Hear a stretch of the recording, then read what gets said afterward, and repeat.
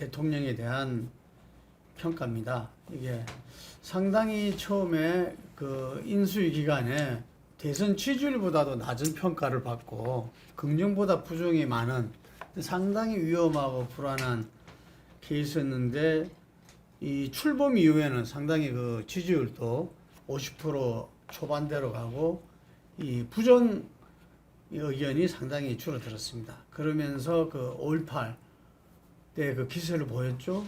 그리고 바이든과 한미 정상회담 등등으로 인해 가지고 그 어떻게 됐든 간에 어쨌든 한덕수 국무총리 국회 동의도 통과하고 상당히 좀 이렇게 불안했는데 잘한다 이런 이야기도 있어요. 우리 한 소장님. 뭐 제가 생각할 때는 어느 정권이든 정권이 가진 자원을 동원해서 그 정권이 출범하는 무렵에 지지율 뭐 50%대를 올리는 것은 다 식은 죽 먹기라고 봅니다. 문제는 그 이벤트에 의해서 상승하는 게 아니라 5.18 행사장 뭐 100명이 갔다 또뭐 바이든 와서 했다 이런 게 아니라 기본적으로 그 정권 자체가 국민에게 어떤 기조로 가는가에 대한 전체 기조에 대한 믿음과 지지가 형성되어야 그것이 상당히 고정적으로 지지가 유지가 되겠죠. 근데 지금 유지되고 있는 지지는 제가 봤을 때 높다라고 생각하는데 역대 정권이 출범할 때 이게 50%로 출범하는 게 높았나요? 제일 낮죠. 네, 지금. 그러니까 이게 높다라고 볼 수 없는 거고. 전에 비해서 높다. 그 전에 워낙 낮은 네. 기저 효과 때문에 착시 현상이 지금 한 7% 정도 올라가 보이는 거다 이렇게 보고 있습니다. 그래서 정권 기조를 이렇게 전반적으로 바꾸지 않으면요, 제가 봤을 때는 이 기득권 정권으로 가는 부분에 대한 성향이 곳곳에서 보이고 있어요. 그래서 대기업이라든지 그 친기업 또 더 나아가서 그 각종 제도 부분에서 기득권에 걸맞게 모든 것을 맞춰주는 거 아니냐 이런 것들이 국민들한테 더 알려지게 되면 제가 봤을 때는 정권의 지지율이 급속도로 내려가는 것은 시간 문제가 될 수 있다 이렇게 봅니다. 홍 소장님 좀 어떻게 보고 계십니까? 이제 대통령 지지율 전망에 해당이 될 텐데, 제가 보기에는 윤석열 대통령의 정치 스타일이나 가치 지향 여러 가지 그리고 지금까지 상황을 볼 때는 문재인 대통령의 어떤 그 지지율을 닮아가지 않을까. 조금 문재인 대통령보다는 지지는 낮게는 출발했지만은 소위 보수적 팬들, 보수 쪽의 어떤 그 적극 지지층에 의존해서 높게는 출발하지 않지만 그렇다고 막판에 가서 임기 후반에 가서 급격하게 떨어지지도 않는 이게 이제 편등 정치를 기반으로 하는 건데 그럴 가능성이 저는 높다고 봅니다. 그리고 지금 이제 초기에 그럼에도 불구하고 역대 대통령들이 보면은 야당 정치인과는 허니문 기간이 없더라도 국민들과의 허니문 기간, 즉 일정한 지지율이 높아야만이 5년 동안 해야 될 주요 정책에 힘이 실려서 어느 정도 그것이 순탄한 국정으로 연결될 수 있는데 현재 50대 집권 간 넘는 지지율로는 좀 약하다. 이게 적어도 한 취임 이후 한 1년 정도는 50%대의 지지율을 유지를 해줘야 그런 그 정권 초기의 주요 국정 과제를 추진하는 데 힘을 받을 수가 있는데 그 부분이 좀 우려스럽다. 그러나 제가 볼 때는 현재 50%간 넘는 거고 그러나 이것이 지금 취임 그 인수위보다는 지금 한 5% 이상 더 올라간 거예요. 근데 제가 볼 때는 조금 더 올라갈 가능성은 좀 있습니다. 출발은 50대 초반이지만 제가 볼 때는 55% 전후 다시 올라갈 가능성이 큰데 이거는 지방선거에서 제가 볼 때는 아마 이 승리 요인이 있고 또 하나는 검수완박 후 폭풍이 제가 볼 때는 지지율을 초반 지지율을 끌어올릴 가능성이 있다 이렇게 봅니다. 내각 인선에 여러 가지 문제점에도 불구하고 예. 네, 뭐 지지율이 올라갔어요. 일단은 뭐 아무래도 하니까 이제 대통령 취임을 했다는 일종의 컨벤션 효과 플러스 허니문 아마 이런 것들이 강하게 작용하고 있는 것이 아닐까 하는 생각이 듭니다. 그리고 특히 대통령 취임하고 난 뒤에 6일 만에 그러니까 국회에 가서 시정연설을 통해서 나름대로 뭐 이게 실행력이 담보될지는 안 될지 모르겠지만 일단 협치 이야기하고 그 저 국회 의사당을 한 바퀴 돌면서 다 악수하고 하는 그런 새로운 모습들 그리고 또 출퇴근을 지금 하면서 기자들한테 뭐 이렇게 일문일답하는 그렇죠. 그러한 모습들이 상당히 또 신선하게 비치는 측면이 있죠. 그런 것도 있고 또 하나는 청와대를 개방한 부분이지 않습니까? 그러니까 이 용산 집무실 이전 때문에 상당히 불통이다 비판을 많이 받았는데 의외로 청와대 개방하고 나니까 청와대 개방이 그 청와대 가본 사람들이 너무 만족감이 너무 높아요. 그리고 지금 뭐 그 청와대 관광이 일종의 하나의 트렌드처럼 되는 그런 부분들이 윤석열 대통령이 그러니까 집무실 이전할 때 그 무리수가 다 이렇게 덮어버리는 이 청와대 개방 효과도 상당히 저는 있다는 생각이 들고 무엇보다도 제가 생각했을 때는 윤석열이라는 사람의 학습 능력이랄까요? 뭐라 현장 적응력 이것도 좀 만만치 않을 것 같아요. 예를 들면 아까 제가 방금 이야기했던 대로 국회에 처음 본인이 국회의원을 한 번도 안 했기 때문에 본회의장 들어갈 일이 없잖아요. 들어가갖고 처음에는 그러니까 이 의장한테 인사도 안 해갖고 좀 찐빵도 먹었지만 그걸 아주 그렇게 또 웃기는 장면으로 연출하고 그리고 아까 이야기했던 것처럼 이 지금 여야를 가리지 않고 역대 대통령이 그렇게 의사당 본회의장을 완전히 뭐 이렇게 오가면서 그렇게 장시간 악수하고 하는 경우가 없었거든요. 그런 것들이 상당히 어떻게 보면 탁월한 현장 적응력, 학습력도 있는데 그리고 아까 제가 컨벤션 효과 이야기를 하나 빠뜨린 게 결국은 또 지금 취임 열 하루 만에 그러니까 지금 있었던 한미 정상회담. 한미 정상회담도 이런 경험이 전혀 없잖아요. 첫날은 약간은 좀 쭈삣쭈삣했는데 그 다음부터는 소위 말해서 탁월하게 이 뭐랄까 이게 지금 바이든하고 이렇게 녹아 들어가는 장면 이런 부분들이 국민들이 좀 불안불안했는데 저 잘한다 생각보다 잘하네 뭐 이런 것들이 상당히 작용했고 가장 결정적인 거는 제가 생각할 때 민주당의 헛발질. 민주당의 그러니까 지금 헛발질에 대한 반사효과 저는 그거 상당히 많이 보고 있다는 생각이 드는데 가장 결정적인 거는 그거죠.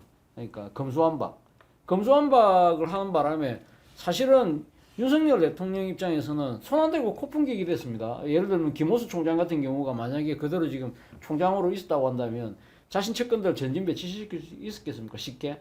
이런 여러 가지들 그런 것도 그러고 특히 민주당이 거대 야당으로서의 독선과 독주 이런 부분들을 부각이 되면서 상대적으로 윤석열 행정부의 여러 가지 국민의힘의 그런 실책들 이런 것들이 묻혀버리고 또 하나는 지금 민주당이 이번에 그 박안주 의원의 그 성비호 이런 것들이 가장 결정적인 것이고 또 민주당이 이번에 또 이제 앞으로도 이야기를 하겠습니다만 송영길, 이재명의 공천도 제가 봤을 때는 상당히 이런 것들이 윤석열 행정부, 윤석열 정부한테는 상당히 긍정적으로 작용한 것이었다. 근데 문제는 앞으로 이러한 그 지지율이 지속 가능할 것인가에 대해서는 저는 약간의 퀘스천 마크를 갖고 있습니다. 예를 들면 가장 그 부분이 소위 말해 검찰공화국이죠. 지금 뭐 오늘 지금 우리 이야기하고 있는 시점에 가장 오늘 뜨거운 뉴스가 어제 발표됐던 법무부에다가 인사검증 기능을 몰아주는 이러한 부분들에 대해서 상당한 우려의 목소리가 크거든요. 그리고 그러니까 지금 청와대에서 인사 추천을 지금 담당하고 있는 복두규 인사기획관을 비롯해 이현모 인사비서관인가요? 다 검찰 출신이잖아요. 그러니까 검찰 출신이 추천하고 검사가 주축이 된 검증단이 하는 이러한 부분들을 보면 이게 검찰공화국 아니냐 이런 부분들에 대해서는 상당히 아마 저는 지지율이 빠질 수밖에 없는 그러한 요소로 작용할 가능성이 높다고.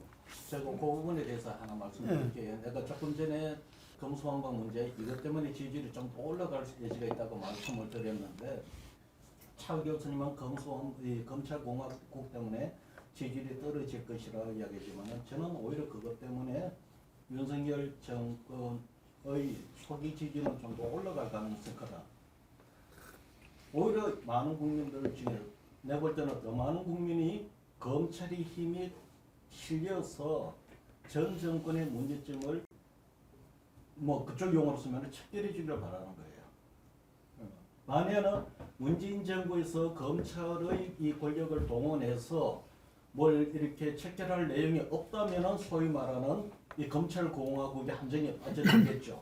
그러나 만에 하나 그 검찰의 막강한 검찰력이 동원이 되어서 전 정권의 어떤 그런 문제가 소위 말하는 그런 어떤 구태의 어떤 문제가 발견이 되어서 해결을 한다면은 정권 초기에 그거는 내가 볼 때는 지지율 하락 요인은 되지 않을 겁니다. 오히려 더 지지율이 올라갈 것이고 검수완박 이 법을 통과시키는 민주당한테는 오히려 굉장히 그 타격이 될 겁니다. 그래서 이것이 검수완박 법안을 통과시키는 것이 윤석열한테 이 현 정부의 지지율에 긍정이냐 플러스냐 이 문제는 지금 이 검찰을 그런 식으로 운영하느냐 문제가 아니고 그런 검찰을 운영을 통해서 전 정권의 어떤 그런 부조리한 면이 혹시 있어서 그것을 드러내서 체결한 때 중요한 효용적인 기능을 발휘하느냐 안 하느냐에 따라서 평가할 겁니다.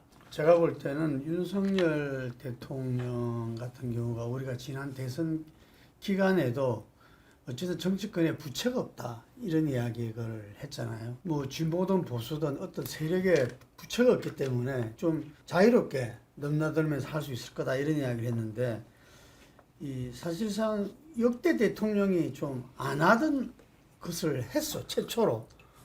좀 전에 차 교수님 이야기한 대로 시정연설 끝나고 이 보통 복도로 가면서 그 주변에 있는 인사를 하고 가는 건데 왜냐하면 당시에는 이 여야 관계가 늘 긴장 관계였기 때문에 뭐 여러 차례는 대통령 왔을 때 반대 정당 국회의원들이 전부 다 팻말을 못 든다든지 뭐 고기를 돌려버린다든지 뭐 여러 가지 상황이 있었거든요. 근데 이번에 이제 그거를 전부 다 이렇게 빙 돌면서 어쨌든 간에 어떻게 말하면 협치 모습을 실제로 보여준 거죠.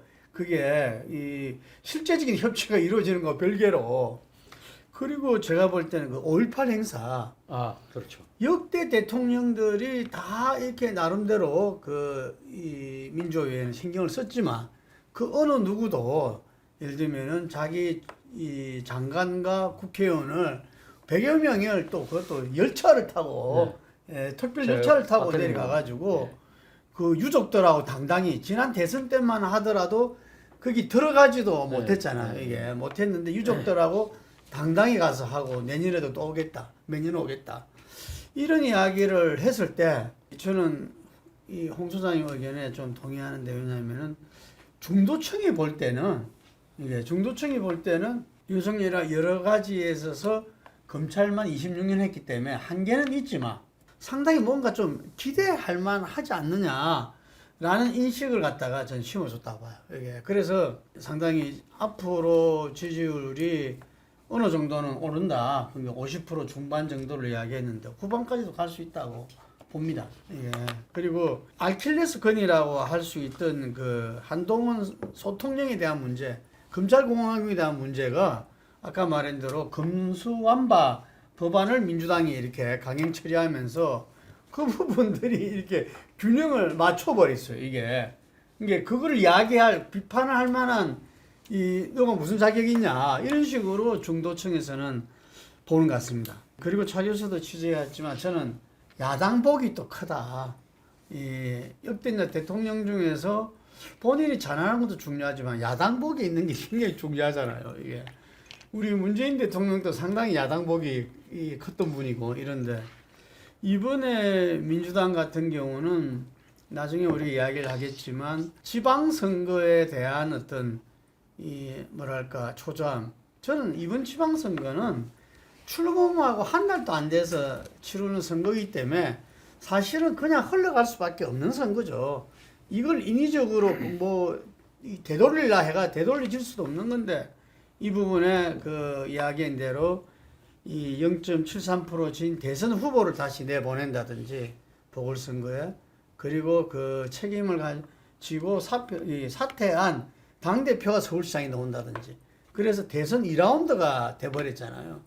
대선 2라운드라는 것은 이거는 이 민주당에서는 오히려 젖잘사가 0.73% 차이 있는 자기 지지층들에게 좀 더 이번에는 이겨보자 이런 마음을 갖게 해서 지방선거에 이기게 되면은 의 권력에다가 지방선거에서 상당히 팽팽만 하더라도 그 다음에 달라지잖아요. 그래서 그런 선택을 한 것 같은데 제가 볼 때 이거는 조금 이 국민들의 민심의 흐름에 약간 인위적인 어떤 변화를 주려고 한 부분들에 대해서 오히려 그것이 윤석열 정부가 그 현재 야당의 어떤 공격, 인사청문회 할 때도 아픈 공격이 없었어요.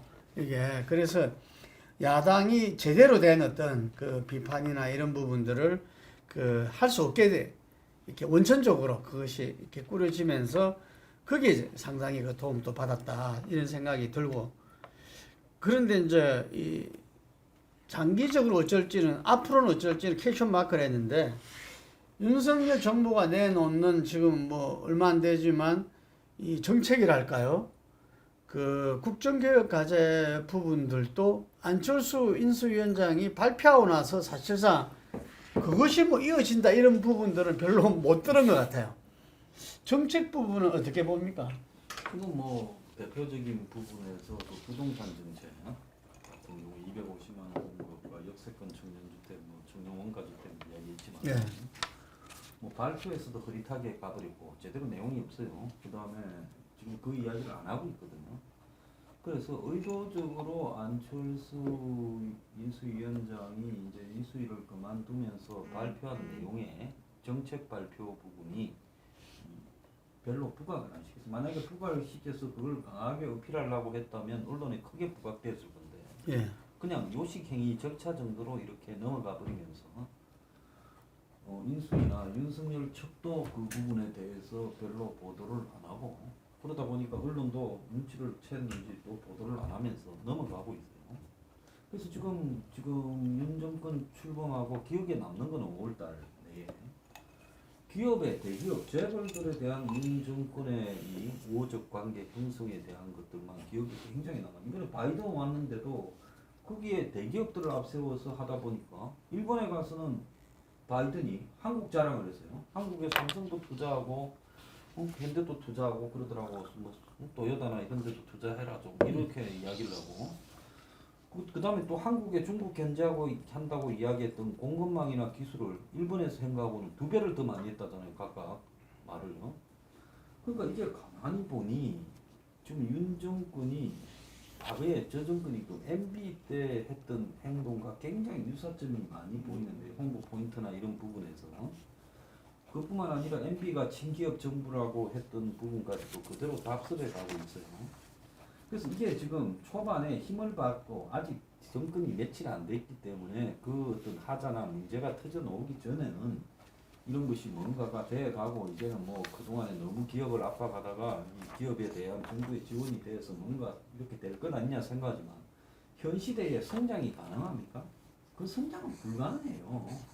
또 규제 완화로 해결을 다 할 수 있습니까? 그것도 불가능해요. 오히려 경제 위기가 오고 있는데 기업들은 겉으로는 투자를 얼마 한다, 미국에 공장 짓는다지만 내부로는 경제 위기가 오면 답이 안 나오니까 전부 현금 확보하라. 그리고 이럴 때 투자 잘못하면 한 방에 간다.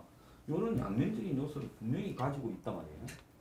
그렇기 때문에 이 국면이 드러나고 난 뒤에 언제까지 이벤트만으로 정권을 운용해 갈 수 있을 것이냐. 저는 그건 매우 어렵다. 지금 현재 서민들부터 경제 요건이 굉장히 악화돼 가고 있잖아요. 물가 인상이라든지 소득 감소로. 자, 그런 속에서 국민들이 언제까지 이런 이벤트들을 인정해 줄 거냐. 제가 봤을 때는 이벤트가 아니라 진짜로 현 시기에 심각한 문제들을 고민해야 돼요. 그리고 코로나 문제, 경제도 그렇죠. 완전히 이 정권은 코로나는 끝난 것처럼 간주하고 그냥 가거든요. 나는 그렇지 않다고. 이게 또 6월 달에 또 나타나가지고 데미지를 입히기 시작할 건데 그때는 이건 또 어떻게 대응할 거냐. 그래서 뭐 악재는 감추고 오제만 띄우면서 가고 있는데 세상에 이벤트로 버티는 정권은 못 봤다라는 게 제 생각이. 정책 관련해서는 제가 봤을 때는 일단 정책을 이번에 설계했던 게 인수위인데 인수위가 발표했던 게 국정과제 110대 과제지 않습니까? 제가 생각할 때 이전의 그 인수위하고는 많이 그 차별화되는 부분이 과거의 이 인수위는 사실 그 대통령의 복심이라 할 수 있는 사람이 대통령의 뜻을 그대로 당선자의 뜻을 그대로 앉아 이렇게 실천하는 부분이었다고 한다면 이번에는 어떻게 보면 인수위 자체가 일종의 뭐랄까요, 이 과정 자체가 요식행위처럼 치부된 측면이 있다. 그러니까 후보 단일화를 했던 안철수에게 뭐랄까 정치적인 하나의 보상해주는 그러한 과정으로 일단 인수위가 그러니까 소비된 느낌이 있다. 그러다 보니까 인수위가 이 향후 집권 5년의 국정 설계도를 그리기보다는 상당히 그냥 뭐 통과 의뢰 수준의 막 그저 그만한 이야기만 할 수 있는 상황에 그쳤다. 그렇기 때문에 대통령이 앞으로 향후 5년간 상당히 그랜드 디자인을 펼쳐나갈 수 있는 그러한 것 자체를 짤 수 있는 기반이 원래 부족했던 게 아닐까. 그리고 실제 놓은 것 자체도 보면 제가 봤을 때는 한마디로 이야기하면 A, B, M이죠. 그러니까 anything but 문재인. 옛날 그 클린턴이 그러니까 지금 그 교체가 되고 난 뒤에 아들 부시가 집권했을 때 anything but 클린턴에서 클린턴이 했던 거와 제외하고는 다 한다는 식으로 이번에도 보면 그러니까 지금 110대 과제에서 가장 눈에 띄는 부분은 문재인 정권에 역점을 뒀던 거는 전부 다 안 한다는 거 아닙니까? 대표적인 게 뭐 예를 들면 친원전이라든지 그러니까 탈원전을 폐기하고 친원전으로 돌아선다든지 부동산 정책에 대해서 규제를 대폭적으로 완화한다든지 뭐 그러니까 소득주도 성장 완전히 폐기하는 거라든지 그런 부분들. 그리고 또 하나 여기서 드러난 부분이 실용주의예요. 진짜 철저한 실용주의인데 대표적으로 지금 그 북한에 대한 지금 그 대북 정책가 MB 정부 시절에 비핵 개방 3천화 그대로 닮아 있다는 겁니다. 북한이 먼저 그러니까 핵을 포기해야만 스낵 포기를 해야만 도와주겠다는 식의 대담한 뭐 계획하면서 어쩌고 하지만 궁극적으로는 북한이 먼저 꿇으라는 거죠. 이런 부분들. 그리고 앉아 제가 실용주의를 했던 부분이 앉아니까 지금 비핵 개방 3천도 뭐 실용주의적인 측면에서 나온 거지만 가장 큰 것들이 예를 들면 지난 대선 때 공약했던 병사 월급 200만 원 이런 부분들도 가감하게 일종의 사실상 포기한 셈이잖아요. 물론 뭐 앞으로 5년 안에는 하겠다고 합니다만 지켜봐야 될 대목이고 여가부 폐지하겠다고 했다가 그걸 거둬들였어요. 물론 이거는 정부 조직국을 바꿀 수 있는 석수가 안 되기 때문에 그런 현실적인 한계도 있지만 더 이상 여가부 폐지 운영하지 않는다. 그리고 또 하나는 사드 추가 배치한다는 부분들도 쏙 들어갔어요. 그러면서 이거 말을 다층 방어망으로 뭐 강하겠다는 식으로 말을 바꾸긴 했습니다만 나름대로 상당히 정치적 실용주의들이 보이는데 문제는 이러한 부분들이 그러니까 정책에 대한 신뢰를 스스로 떨어뜨리는 측면은 분명히 있기 때문에 이러한 부분들을 어떻게 극복하느냐가 또 하나의 정치적 숙제이지 않을까 생각합니다. 예, 그 한덕수 총리와 추경호 그 경제부총리가 아마 경제 정책 전반을 이끌지 않을까 싶은데 이 어떤 측면에는 한 분은 조금 시대에 좀 이렇게 이 뒤진 사람 아니냐 이미 과거형의 인물 아니냐 그리고 또 한 사람은 이렇게 관료로서 이렇게 이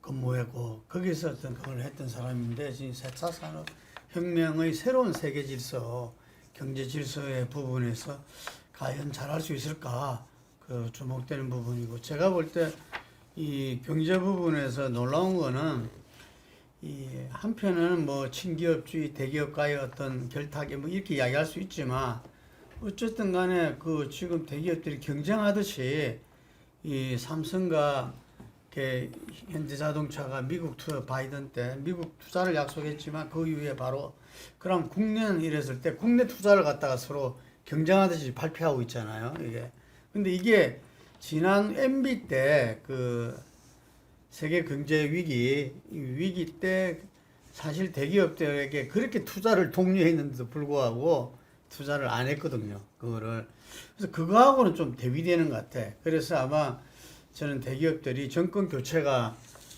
된 마당에 준비하고 있었지 않는가 나름대로 이런 생각도 듭니다. 개별 정책들을 명확하게 안 하는 건 맞아요. 큰 방향도 사실 정확하지가 않고 그거는 제가 보건 거는 한두 가지 그 윤석열 신정부의 그 몇 가지 기본적인 기조 노선 때문에 그렇다고는 봐요. 당장 취임사에 보면 제일 많이 썼던 용어가 자유라는 용어를 씁니다.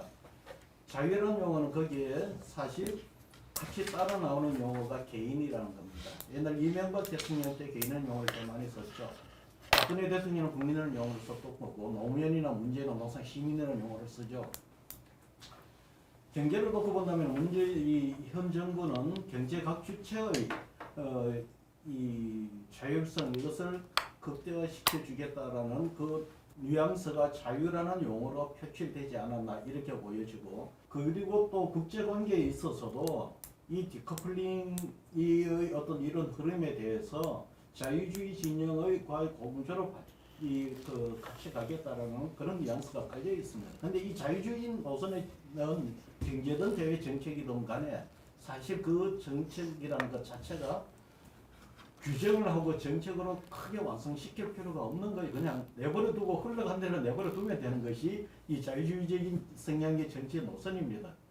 그러다 보니까 옛날에 김종인 전 대표가 비판하기를 차라리 부재미 뭐 이렇게 비판을 하기는 했지만 현 시점에서 제가 볼 때는 윤석열 대통령의 그 소신이 자유주의 노선인 것 같고, 그리고 지금 자유주의 지금 이 노선이 세계 질서나 이 경제 위기 상황에서 재편 과정이 되고 뚜렷하게 이것을 전망을 하고 뭐라고 이렇게 딱 제시할 수 있는 지금 그런 단계도 아니에요. 제가 볼 때는 이런 기조를 유지를 하면서 국제 정세나 세계 경제 위기 상황을 지켜보면서 상황에 맞게 대응하는 이런 식으로 국정원을 대응하지 않을까 이렇게 보여져요.